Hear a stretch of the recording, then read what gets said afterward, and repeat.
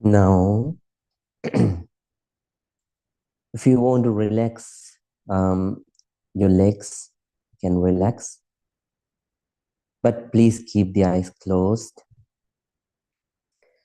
Now we are going to practice loving kindness meditation in breath.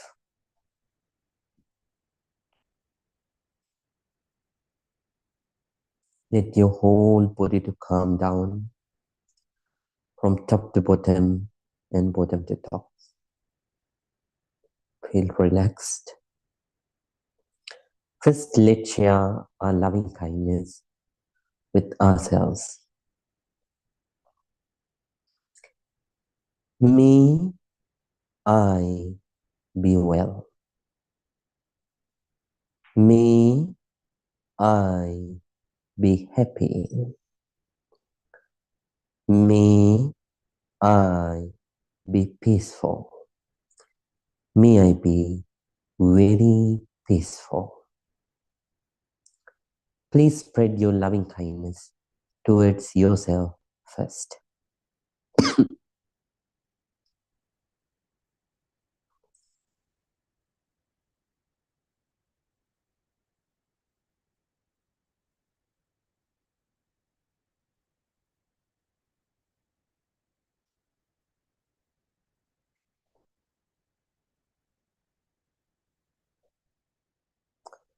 Now, let's share our loving kindness with our parents, teachers, relatives, and friends. May my dear mother, may my dear father, may my dear teachers, relatives, and friends be well, be happy, be peaceful. May they be well, may they be happy, may they be peaceful. Please spread your loving kindness towards all of them.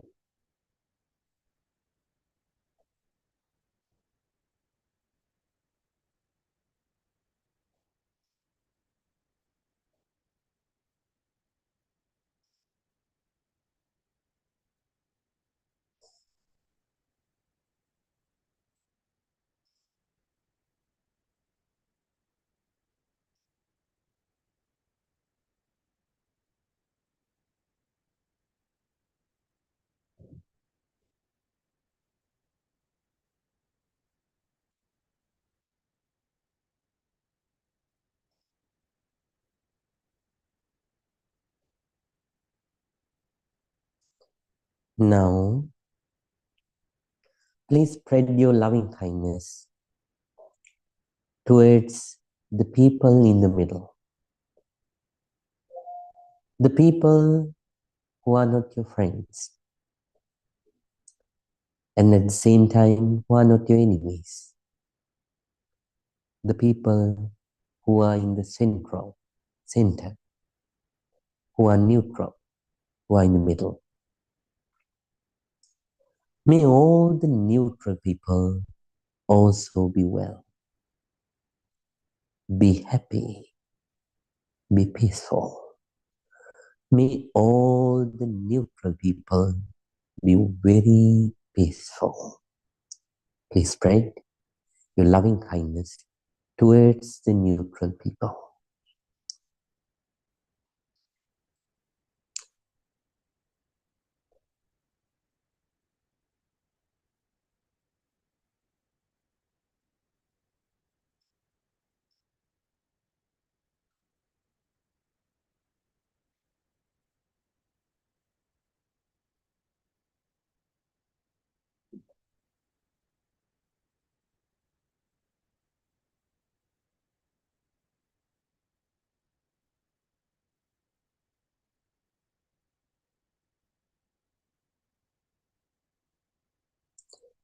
Now, let's spread our loving kindness towards our enemies.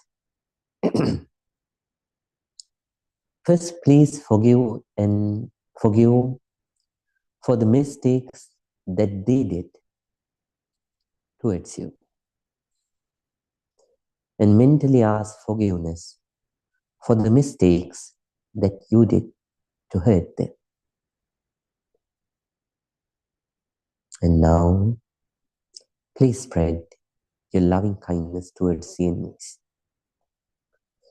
May my enemies also be well. May my enemies also be happy. May my enemies also be peaceful. May they be very peaceful. Please spread your sincere loving kindness towards the enemies, the people that you don't like.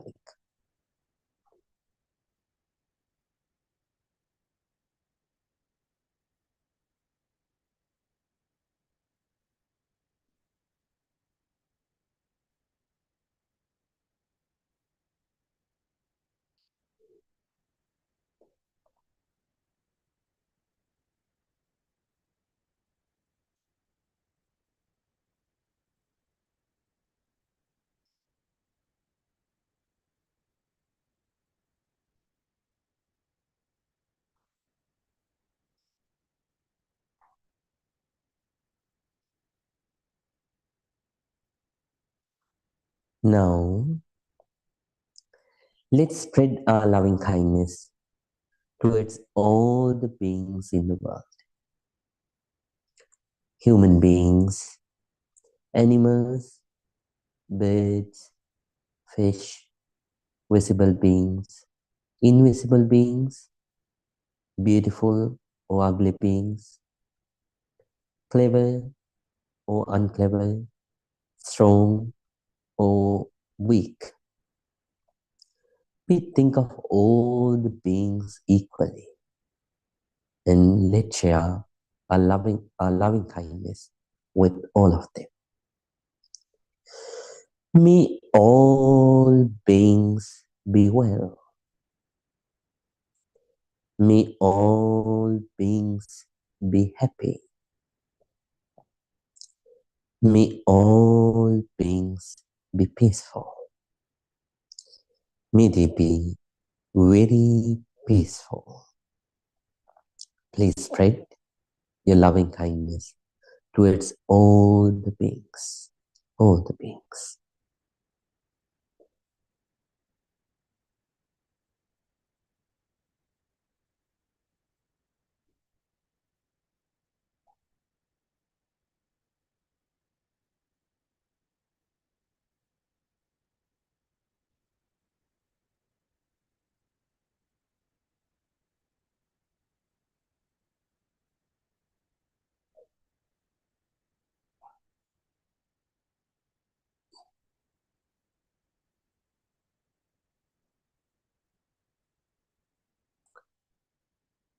Bhavato sabbe mangalam rakhantu sabbe devatam samme buddhanupamine samme dhammanupamine samme sanghanupamine sada sutti bhavantu te.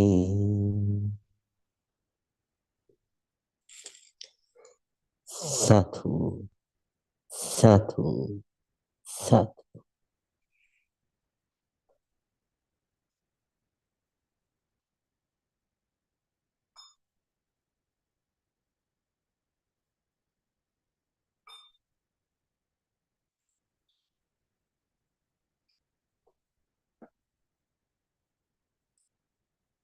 Now everyone, very calmly and peacefully, please open your eyes. Let your whole body to relax. Let your whole body to relax from top to bottom, bottom to top. Now please join your palms together and say 3 times. Sadhu, sadhu, sadhu.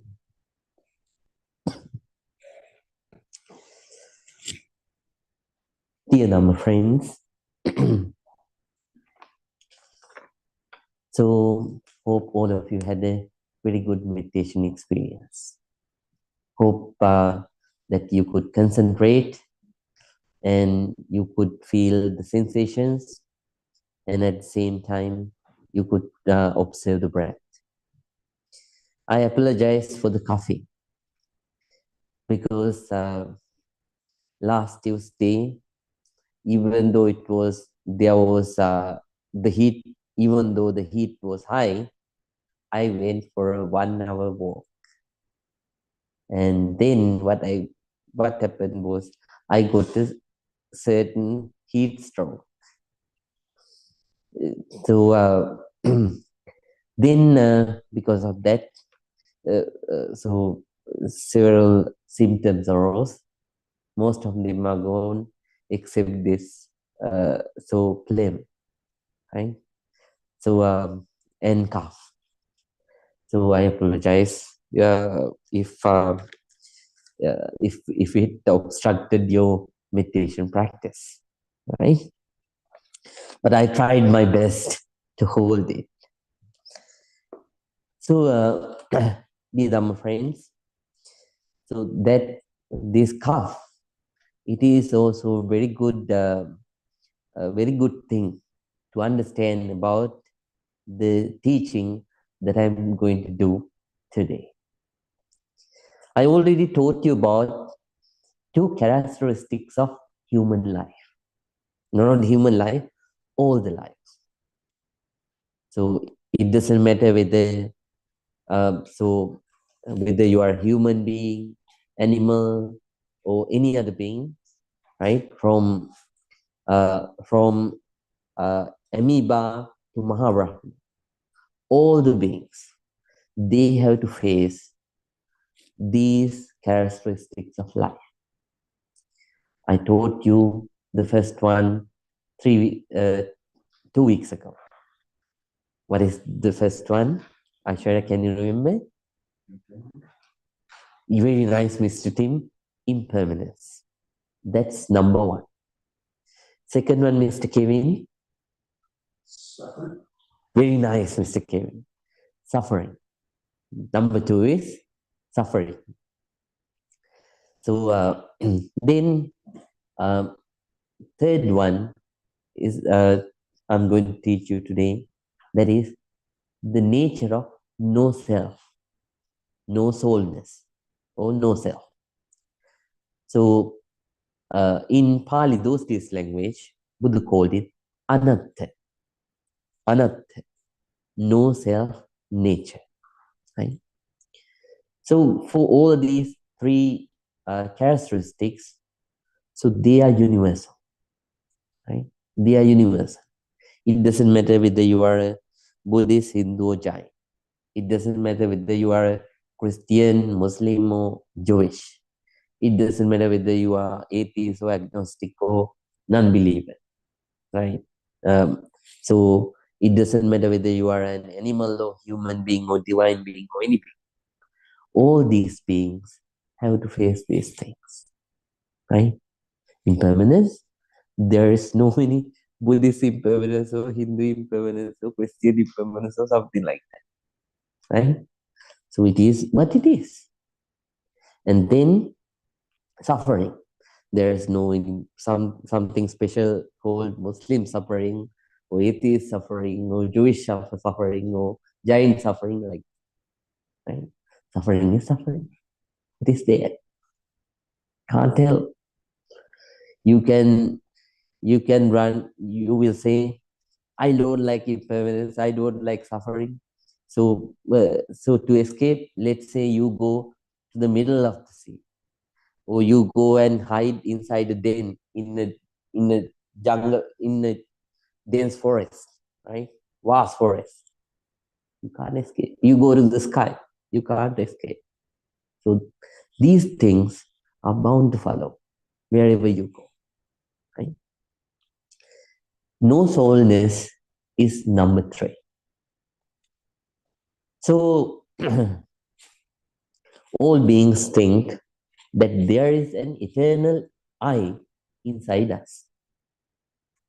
From birth to the death, we think that there is only one person who lives all the way. You think,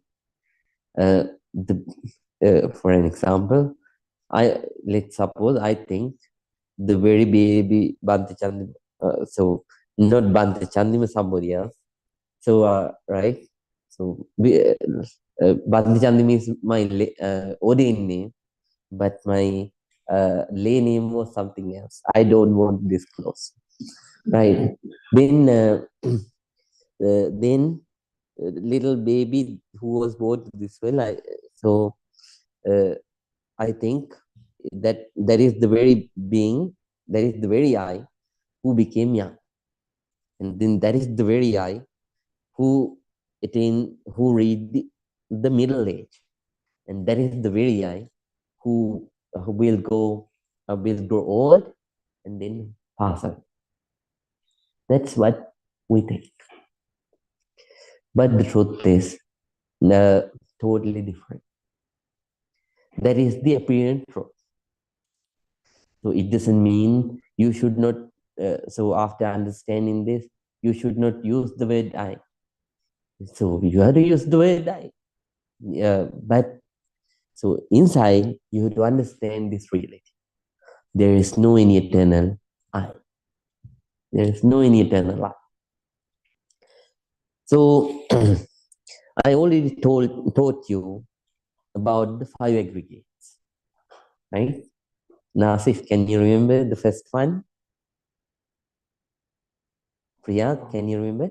Very nice. Form. Very nice, Mr. Kevin. Good student. Right. So form. Mr. Reena, second one. Feeling. Very nice. Or sensations. Right. Number 3. Jean. Perception. Very nice. Perception. Number 4. Shivanna. Yes. All right. Very nice. Mr. Huad. Oh, for number 5? Number 4. Oh, number 4 is mental formations. Very nice. Good job. Sorry, Bhante. Right. No, that's very fine. Very nice. Good job. Right. Then number 5, Sadrikaki, Mrs. Shanti. Very nice. Good job. Good job. Right. These are the 5 aggregates. If you call I, that means you call it to these 5 aggregates, combination of these 5 things. So all these 5 things, so basically you can divide them into 2 things. One is the form, the material part. The other vast part, vast 4 parts, we can't see them, but they are the biggest. But we think the body is the biggest thing. But no, body is not the biggest, it is the smallest thing. So vast 4 parts. So feeling, then after that, so perception, mental formations, consciousness, these parts, these are the biggest parts of this I. But we can't see them. They are the most important, but we always concern about this physical body. It doesn't mean that you should not shower, you should not brush. No. You have to take care of this one too. But at the same time, you take care of the other 4 also. Somehow, so those 4 parts, why we can't see them? Because they are not material. They are not material, right? So let's call them the 4 aggregates which are immaterial. So immaterial parts. So all these five things, you know now, they are constantly changing. And then if they are constantly changing, how we experience being here? Because they interact all the time, right? So they interact all the time. That's why the being continues. Mental parts interact with always physical parts, right? So, uh, so whenever this body doesn't work, when it's damaged or expired, because of the craving, it attracts another body and continues the same process, right? So this is the nature. So then, because of that, we call this nature so no soulness, no I. In reality, there is no any eternal I, right? So then, then you might think. So then you might think. Then who is this person who see things, who hear things, right? Who taste things, who smell things, like that? All these things happen according to the cause and effect condition. So nature. So this is a deep teaching. Pedo, if I teach this one, it will take hours. So I will try to give you a brief explanation. Please try to understand. To see, to happen the to happen the action, seeing, right? So we need mainly three things: outside objects, right? So first, an eye. So a fleshy, an eye of flesh which is healthy. That's number one. And then outside object, right? Then the liveness of body, right? So then then what happens is when we see an outside object, right? So then when these two things get together, so there happens this nature called contact, right? Contact. It is just like this. So that contact was not earlier, right? So uh, so it happened because of the meeting of these two objects, right? And the liveness of the life of this body, liveness of this body. And then right away, when the contact arises, then the feeling arises, right? Feeling gives the signal makes mental formations, mental formation changes into a consciousness, right? This is what happens all the time. This is what is living, right? But we don't think this. The outside object that you see, it is also changing continuously. And the contact, it is also changing continuously in a speed that that there is no any measurement that you can use to measure it, right? Such kind of a speed. And this I is the same. It is also changing super fast. How about the other things? Feeling, same, continuous change. Then perception, rise and pass away so fast. And then after that, so mental formations, consciousness, all these things arise and pass away so fast, right? So since all these things get together, right, we do the action called feel, but it is not something which belongs to me. We think it is the one who sees is I. So this is a deep thing. So the deep thing which happens in reality, right? Biochemical phenomenon. So, but certain things you can't teach them according to modern science because it has not come up to certain levels. So, it, if it develops up to that level, that's great, but it will take some more time somehow. So, all the time you have to understand. So, this is the process which is happening when we see, right? We think the one who sees is me. The thing that that comes into my uh, the thing which comes to the sight is seen by me, right? Like that. So there are certain perspectives that we use. Accordingly, we develop this notion I. But inside, there is no any eternal life. But what happens? Since we don't understand, then we don't understand this nature. So uh, we develop strong reactions to those things. When you see a beautiful thing, you start craving.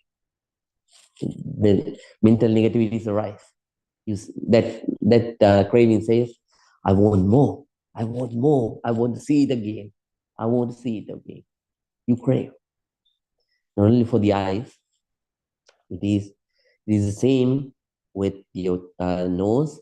It is the same with your ears. It is the same with your tongue. It is the same with your body. And there is something that you don't know. It is the same with your mind.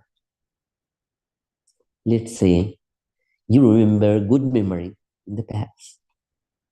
That becomes an outside object inside your own mind. And then after that, it also has a process. Same kind of same thing, same process happens with your thoughts about the past, right?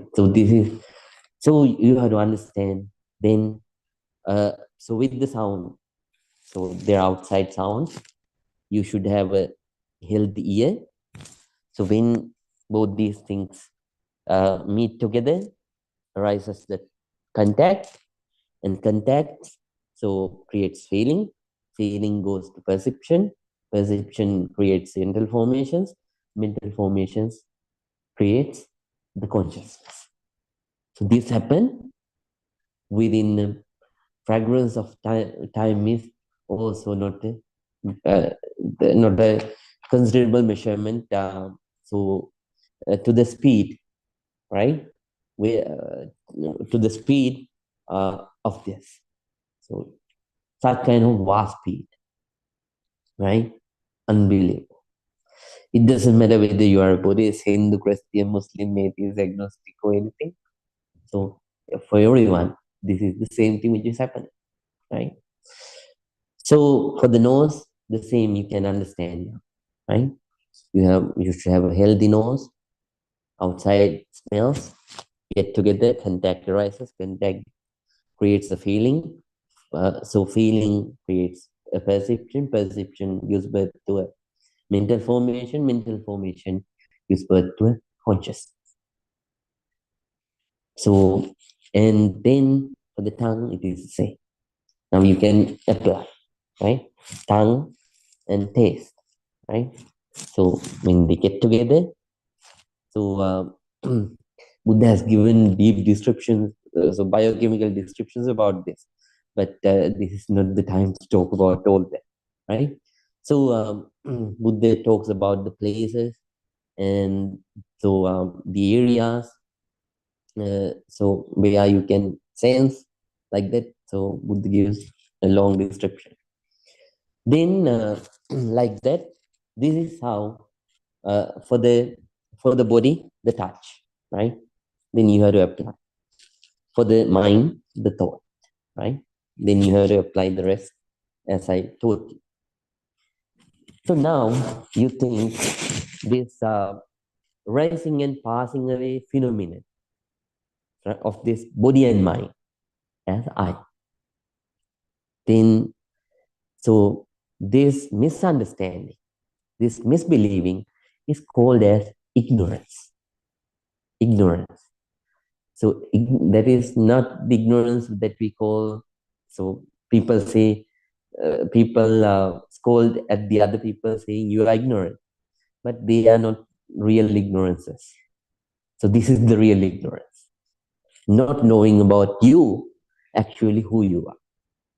All the other ignorances are secondary, they are negligible, right?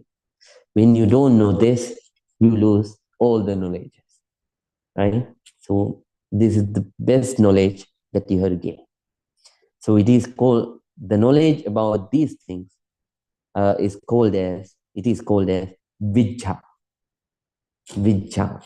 So the acknowledgement, the understanding, real understanding. So then when you have this misunderstanding, what happens is then you develop this notion called I, right? I. And because of that ignorance, then you develop craving too. So you crave to feel always the things which are comfortable. Comfortable sights, sounds, smells, tastes, touches, and thoughts. But it is not the reality. 99% in your life, so you meet the opposite, right? So nothing happens perfect, right?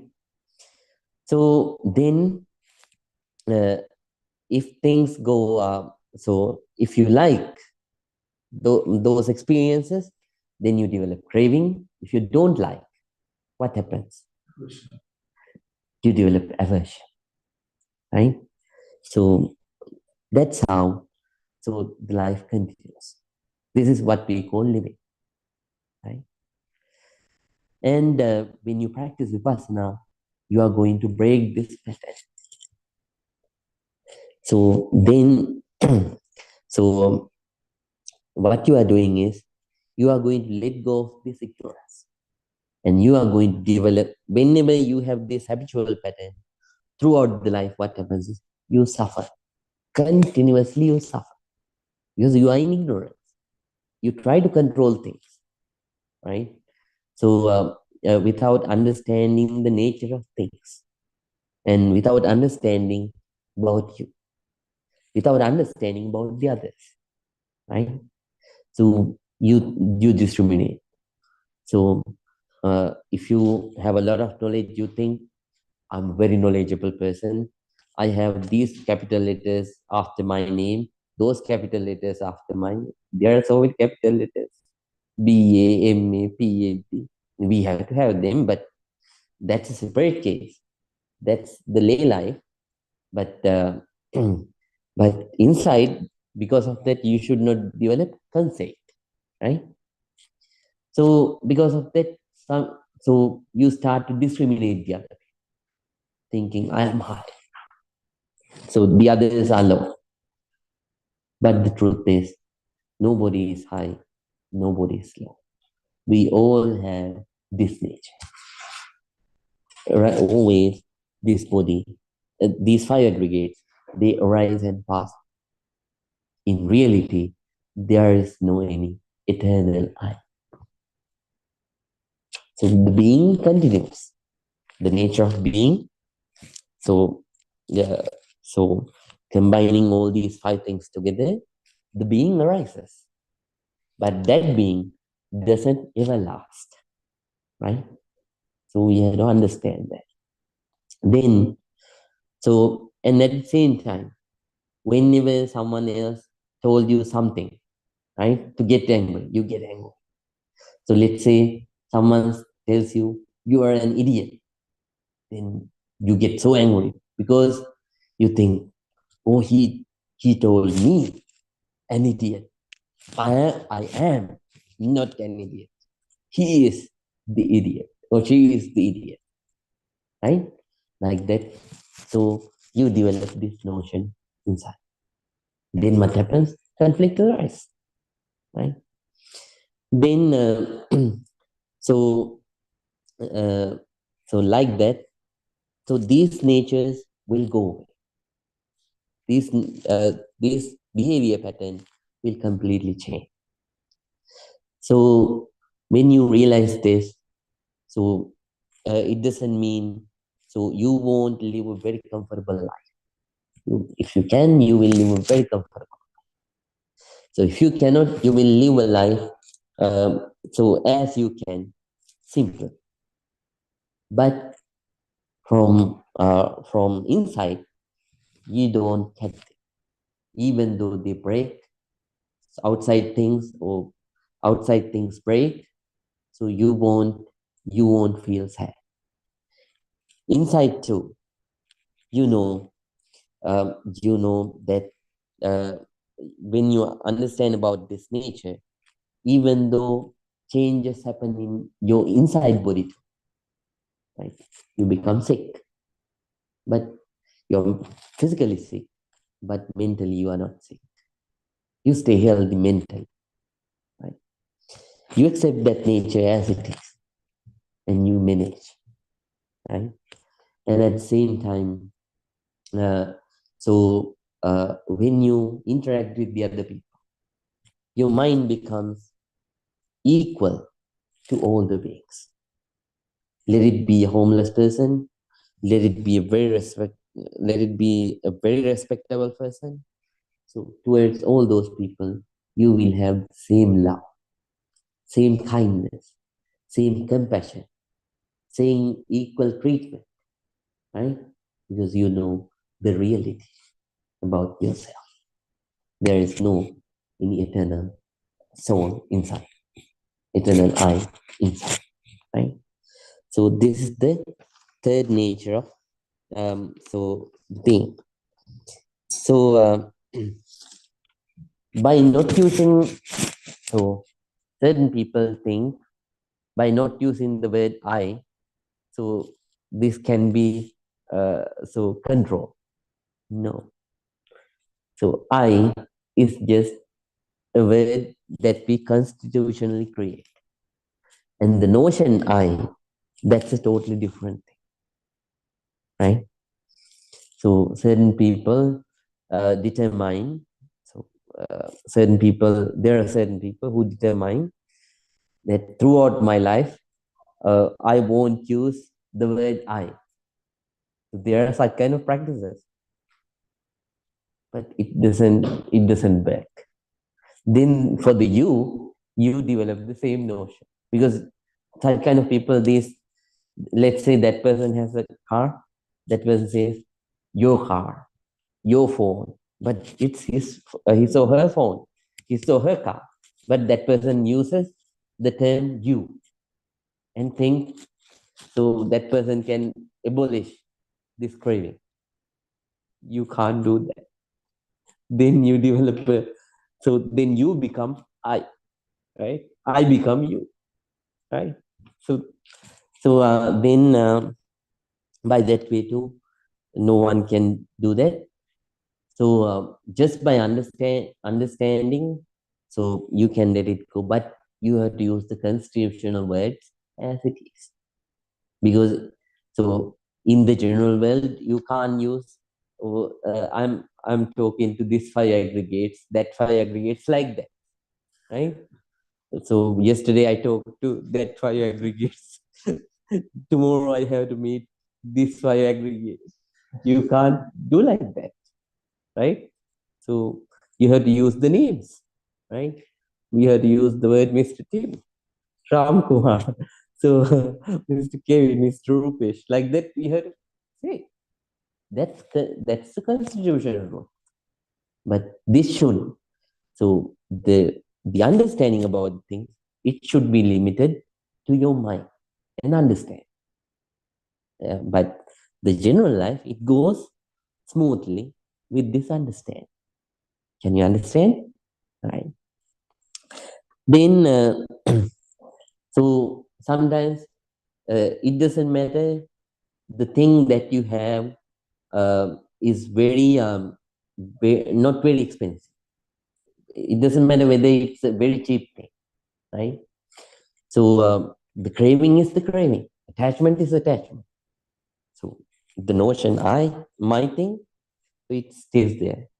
I remember one story one of my teacher told, Mr. S.N. Goenka.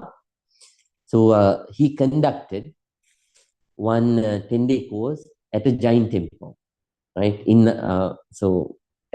Uh, in at one Jain temple, he taught a 10-day Vipassana meditation course. So one lady in that village heard from someone that there is a nice chanting. Goenkaji chants in the morning when the day starts. So around 5:30 he starts to chant. So some Pali chanting. So she heard that there are certain kind of nice chantings going on at that center. She asked whether she also can join and listen to it. So the teachers, the coordinators, they have told her, yes, grandma, that's very fine, but you have to meditate too. Then she said, yes, told, okay, that's fine, I can come. Then so she came, and the first day went well. Second day also went well. Third day also went well. And on the third day morning, so all the other meditators heard somebody crying. Then all those meditators, they were checking on the others, and so this grandma crying loudly. The others tried to console her, but nobody could console her. She was crying just like a bear, continuously. Then somebody, when she could control herself, someone went to her and asked her, "Grandma, why are you crying?" Then she told, when I came for the course, when I came to the course, so I brought a small pocket. Inside that pocket, there was a small silver pin. So Indian ladies, so not Indian ladies, even in the West they use a silver hairpin and a piece of halwa, right? So halwa, yeah, yeah. So then after that, when she was coming, somebody gave a piece of halwa to her, and then after that, there was one hairpin and a silver ring, right? Silver ring. So that silver ring, she got it when she married her husband, right? So all those three were inside the pocket, but now the pocket is missing. I need it. I badly need it. So that's what I am crying. Then she started crying again. The other meditators went to her and told, "Grandma, don't cry. So don't worry. We'll collect money and give you money to buy some new hairpin and a new ring. Don't worry, Grandma. So keep on meditating. Don't cry." But she was crying. And finally, people started collecting money, and uh, finally they found they could collect around 100 rupees. So this incident had happened in 1970s. I think 100 rupees in India at that time might have been a big amount. I don't know about the Indian rupees. I think so, because even in Sri Lanka at that time, it was a huge amount. Even a car costed around 10 rupees. So, right, then after that, then that might be a very huge amount, right? So then that lady, so they took all that money and went to that lady and gave. But what happened was the lady took it and threw it away, saying, I don't need this. I need my silver pin, silver pin and silver ring that I got for my wedding. See, she had a very strong attachment. Right? My thing, the thing that I got. And then after that, nobody could console her. She stayed at her room. So throughout the day. In the evening, people were observing outside, and one meditator saw a peculiar monkey. This monkey was peculiar because this monkey had the purse. Then somebody scared this monkey, and finally the monkey threw the purse away. But it was eating the piece of halwa because it doesn't want any hairpin nor any silver ring. So it threw away the the purse with the silver ring and the hairpin, but it finished the halwa happily. Right? After that, so the meditators brought that purse to her, and that's the time she stopped crying. So we have to understand. So attachment. So it doesn't matter whether something is a very cheap thing or very expensive. And if the attachment is the thing which matters the most, right? So, uh, if we don't understand about things, nature of things as they actually are, and about this I as it is, then what happens is you're bound to develop attachments and suffer, right? So we have to understand the nature of this being. Then it's easier to live in the world, right? Things come and go, and this nature of no soulness, it keeps going. Nature of impermanence, it keeps going. Nature of suffering, it keeps going, and nature of no soulness, it keeps going. Doesn't matter who you are, whatever the status of money or money or the things that you have, or whatever the country that you're from. So whatever the appearance that you have, all beings have this no soul state. So please understand, and gradually, I don't think you will understand this nature within one vipassana meditation sitting. Gradually, you will develop the understanding about yourself, this non-sectarian universal understanding about yourself, little by little, and finally, you will come out of all the misunderstandings about you, all the ignorance about you, and you will let go of all the negativities that you artificially created without understanding the nature of things. And at the same time, you will develop a lot of positivities with it. And finally, I badly want to see everyone with hearts and minds of a lot of loving kindness, a lot of compassion, a lot of peace, and a lot of sympathetic joy and equality, balancedness of mind. So let's work hard. Let's finish. Now everyone please think. Together all of us gathered here and practiced this noble non-sectarian meditation technique and accumulated a lot of positive energy.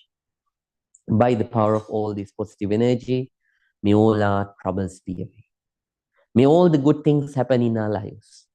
Practicing this noble non-sectarian Dhamma path, may all of us attain real peace, real happiness, Nibbana. With those thoughts, please join your palms together to get the short blessing. Please concentrate. Abhivadana silise nichang vada pachainu chattaro dhamma vadanti Ayuvang sukang balang. Ayurarogya sampatti. Sagga sampatti me vache. Atho nibbana sampatti. Iminate samijjatu. May you all be well. May you all be happy. May you all be very, very peaceful. Sadhu, sadhu, sadhu. Good night, everyone. Take rest and see you again in the next week. Sukhi hotu.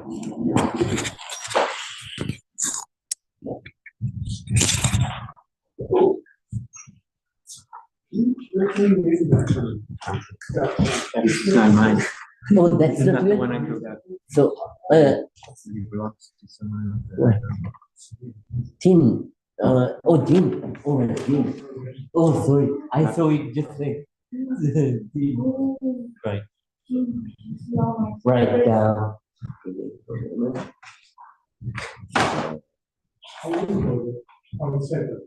Right. Good night, Mr. Juan. Good night, Bante. I'll say good Good night, Mom. night. Good night, Bante. Good Thank night, you. Mr. Juan. You all good happen to you. Bante, Yes. just briefly, I'll be here next week, but the week after I will not be here. Oh, Remind you right. next- I will do something about that, Mr. Juan. Thank you so much. I'll send you a reminder. Yes. Neha Didi, good night. Mr. Rajendra, good night. Good night. Neha Didi, can you hear me? Mr. Rajendra? I can. Yes. Oh, Good night. okay, good I couldn't night. unmute you. Yes. All Good night, right. Bante. Good Good night, night, Mr. Rajendra. Bante ji. Good night. May you be happy.